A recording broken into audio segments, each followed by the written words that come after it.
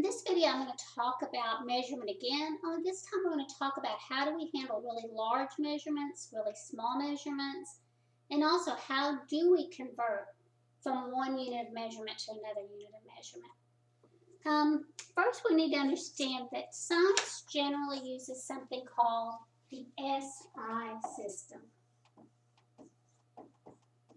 You guys call it the metric system.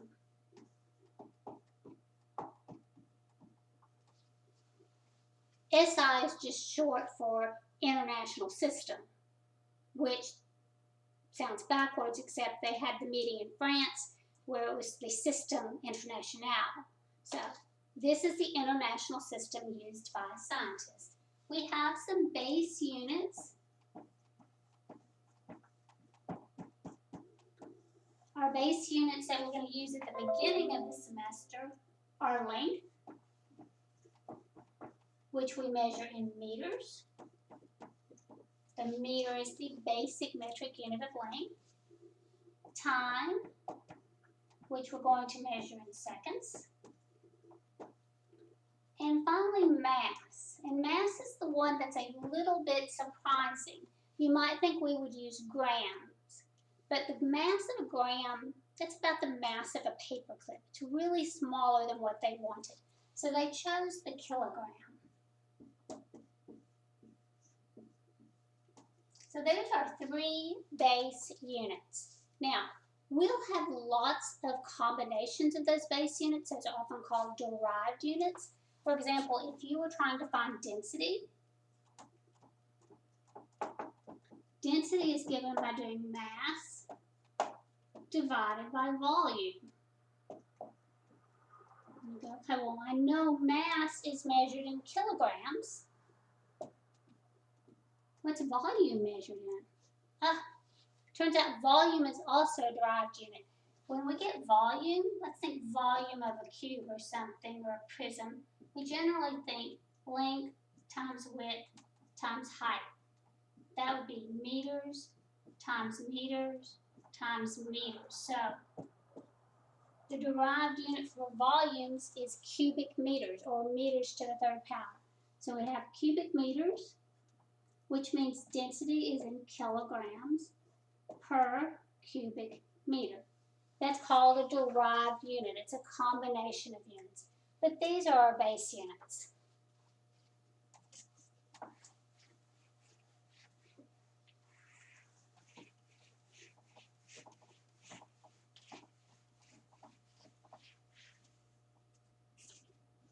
Now, the speed of light, it's often written c, happens to be 300 million meters per second. Or if you're miles per hour, it's about 186,000 miles per hour. But that's a really long and awkward number to read and write. Okay? Most of the time what they do with these really long and awkward numbers is we write them in scientific notation. We take the decimal point, which would be right there, and we move it so there's only one digit on the left, a non-zero digit. So it always starts with 1, 2, 3, 4, 5, 6, 7, 8, or 9. So we're going to move our decimal right here. Now, I happen to know that we know this to 3 significant digits. So this is going to start at 3.00. And then we're just going to see how many times we have to multiply by 10. Well, how many decimal places?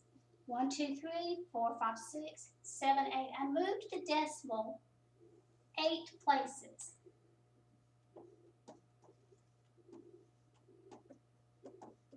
So the speed of light in scientific notation is written 3 times 10 to the 8th meters per second.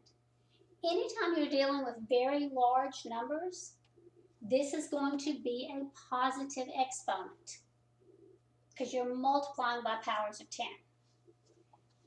Some numbers are actually really very, very small. The radius of a hydrogen atom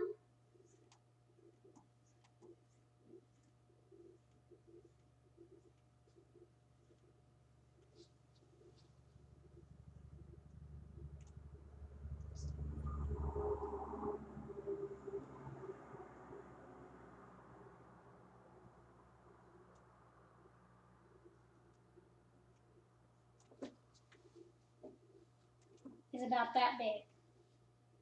I don't even know how to read that. I could probably figure it out. That's tenths, hundreds, thousands. That's millions. That's billions. That's 10 billions. That's 100 billion. That's 500 billionths of a meter. But it's just a really tiny, tiny, tiny, tiny, tiny number. So what we do is the same thing. We move the decimal so that there's only one digit to the left. That means I want to move it right there. This time I don't have any extra zeros. I don't have more precision. So this would be 5 times 10. And then I think, how many places did I move it? Went from here, there's 3, 6, and 9, 10, 11. Negative 11 meters. Anytime the number is less than 1, you're going to have a negative exponent. It's basically saying how many times I have to divide by 10. I have to take 5, and I would need to divide it by 10 11 times to get this number. Okay? So scientific notation just gives us a way to write these really long numbers, whether they're long because they're really big or whether they're long because they're really small, doesn't matter. But we have lots of those in physics. The mass of the Earth is 5.98 times 10 to the 24th kilograms. Well, we sure don't want to see those 24 zeros written out. The mass of an electron or proton, very, very small. So scientific notation helps us deal with really large, really small numbers.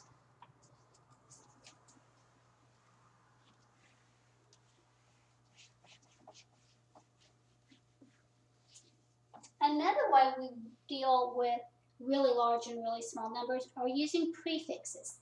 The SI system or the metric system has a lot of prefixes. Here's some of the more common ones that you may be familiar.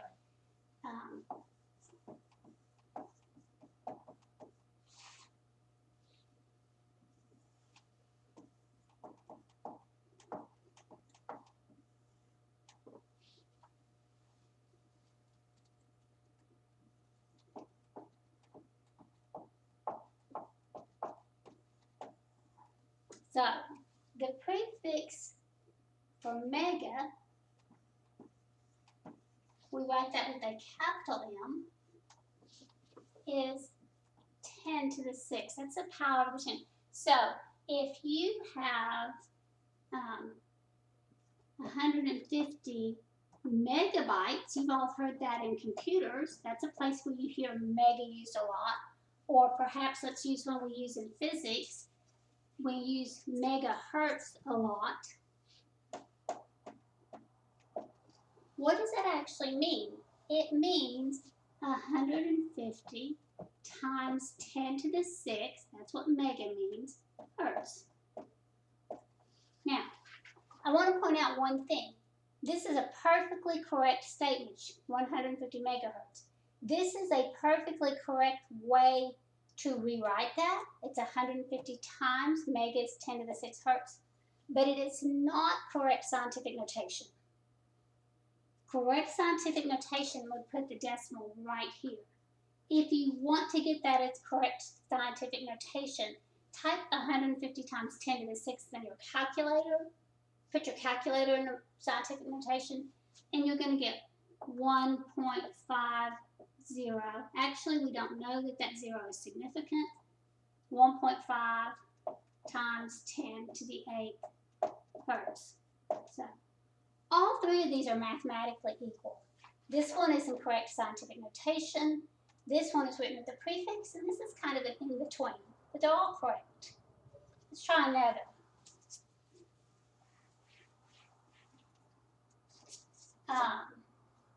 Kilo, very common. It's a lowercase k. It means 10 to the 3rd.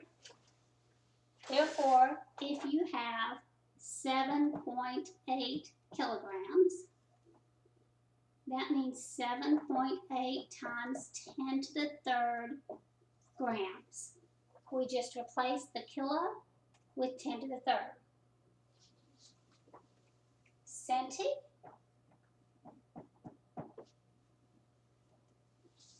means 10 to the second.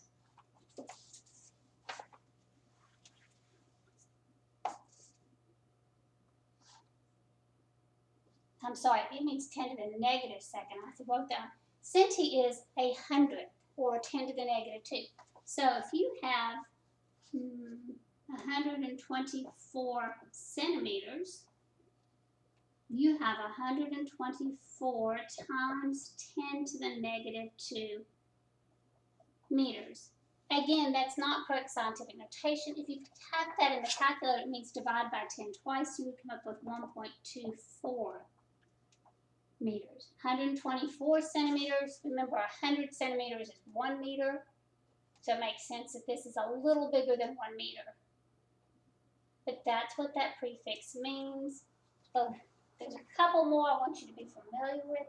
Milli, it's a lowercase m. It means 10 to the negative 3. And micro. Micro uses a Greek letter called a mu. It looks like this. Has a little tail here. Looks kind of like a U. 10 to the negative 6. Those are probably the most common.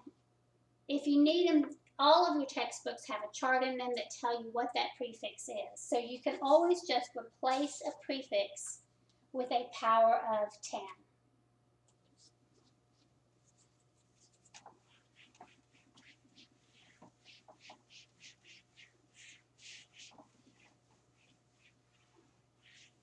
All right, so here's where kids usually get a little bit stuck. How do they convert one set of measurements into another set of measurements? First of all, somewhere in your book, depending on which class is looking at this, you'll see a table with some common conversion factors. Here's a few that come up a lot. 1 mile is 1,609 meters. You may also see that it's 1.609 kilometers. Remember, 1 kilometer is the same as 1,000 meters. So that's some common ones. We know that 1 hour is 3,600 seconds. Remember, the SI unit for time is seconds, so most of the time we're going to be working in seconds. 1 inch is 2.54 centimeters. And 1 kilogram is 1,000 grams. Remember, kilogram is the unit we're going to be wanting most of the time. Now, all of these measurements, I'm going to erase this one just right here, give us what we call unit multipliers.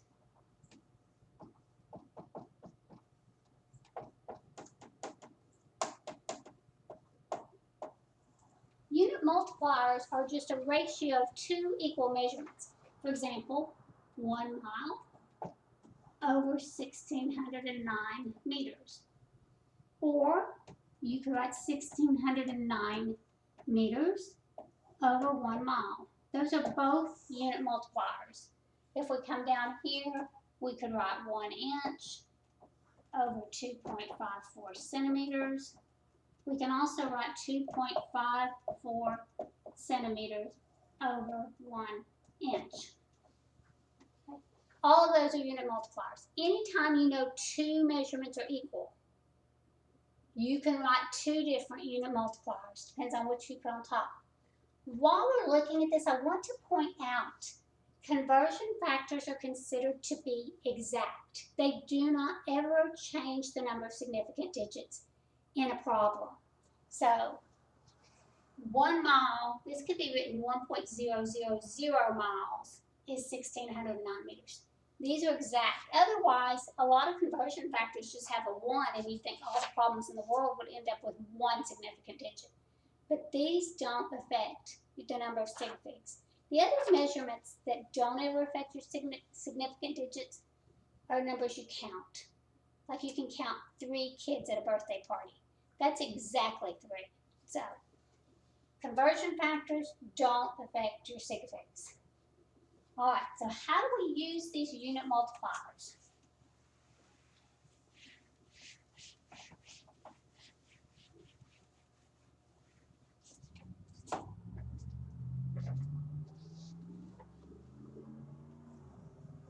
Let's convert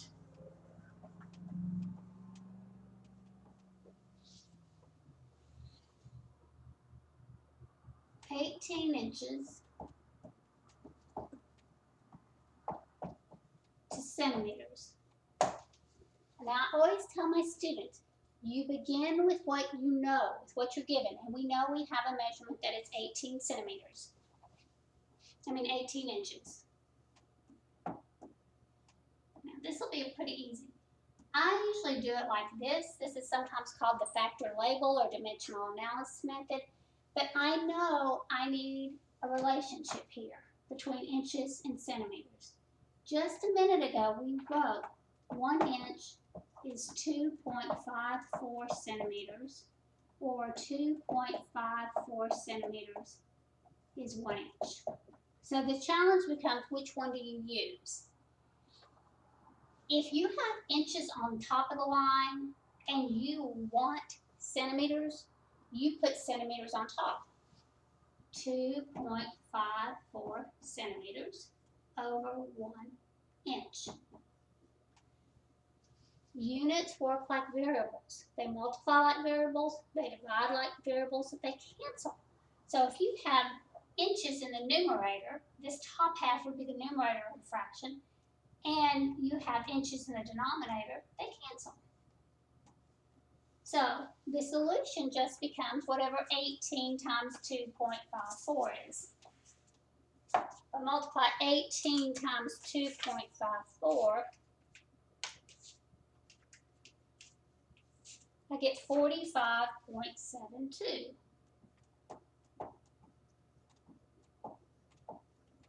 Now, a minute ago, I said conversion factors don't change the number of significant digits. This 2.54 over 1 has nothing to do with significant digits.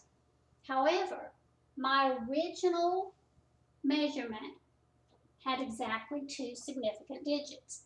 That means after the conversion, my new measurement should have 2 significant digits. So this is going to come out to be 46 centimeters.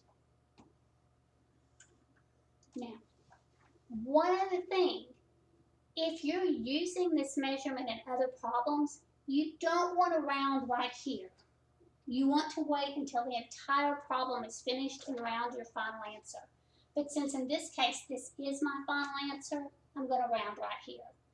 If I had more work to do with this number, I would use 45.72 centimeters through the whole problem. And then I'd wait to get to the end and decide how many significant digits my answer should have. Okay, so pretty easy. Let's try another.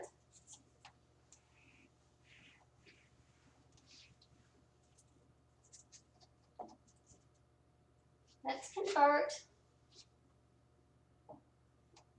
55.0 miles per hour to meters per second. 55.0, so I'm starting with 3 significant digits, 55.0 miles per hour to meters per second. 55.0 miles per hour means 55.0 miles in 1 hour. Right? All right. I want to change miles to meters. I know that there are 1,609 meters in 1 mile. That's on my table. I already have miles on top. What I want to be on top is meters. So I put 1,609 meters is 1 mile. Notice the miles are going to cancel. Okay, if I stopped right here, my answer would come out in meters per hour. I don't want it to be hours on the bottom. I want it to be seconds on the bottom. I want seconds on the bottom, so I have to put hours on the top. I go back and I look at my chart, my table, and I realize that 1 hour is 3,600 seconds. Notice this hour here and this hour here are going to cancel out. All right. Now what do? You multiply by everything on top and you divide by everything on the bottom. So I end up with 55 times 1609. I could say times 1, but times 1 never changed anything. Divided by, I could divide by 1, divide by 1. Again, dividing by 1 never changed anything. So I'm going to say 55 times 1609 divided by 3,600. Comes out to this, 24.58194444 on my calculator. Look at the units, meters per second. I started with 3 significant digits, so I have to end with 3. There's 3. Do I want 24.5? Nope. That 8 or more. I want 24.6 meters per second. Okay. If you're taking 1305, 1105, that would probably be the hardest conversion I would ever expect. And we don't do as many of that. If you're taking 1401, 2425, you probably need to be comfortable with some possibly more complicated. So let's do one more for those folks.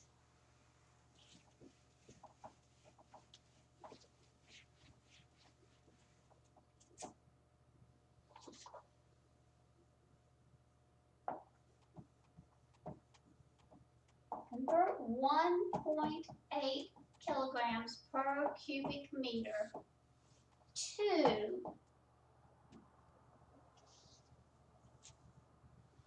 grams per cubic centimeter.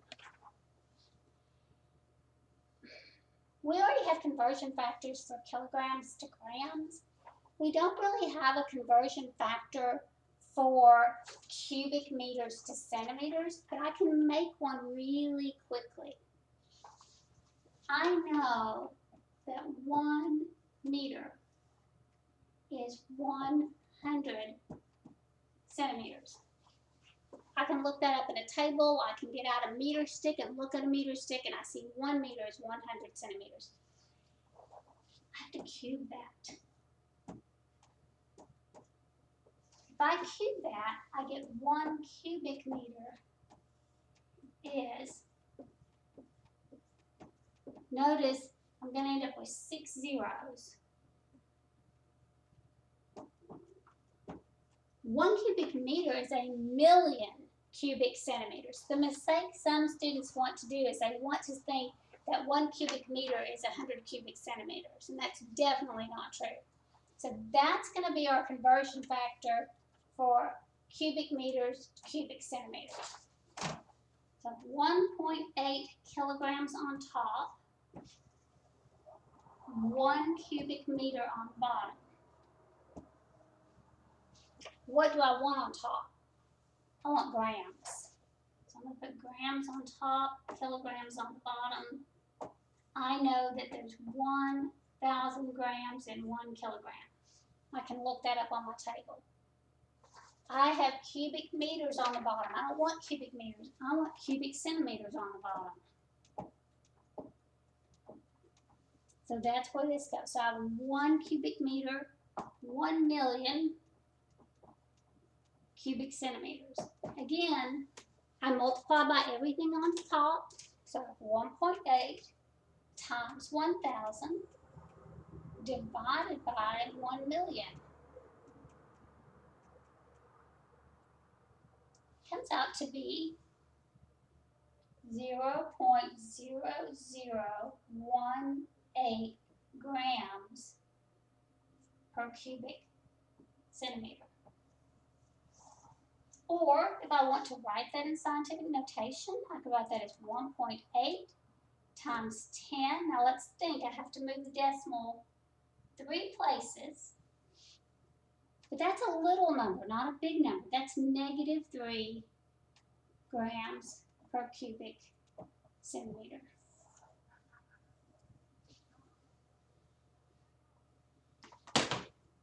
All right, that's our finishes how to convert measurements.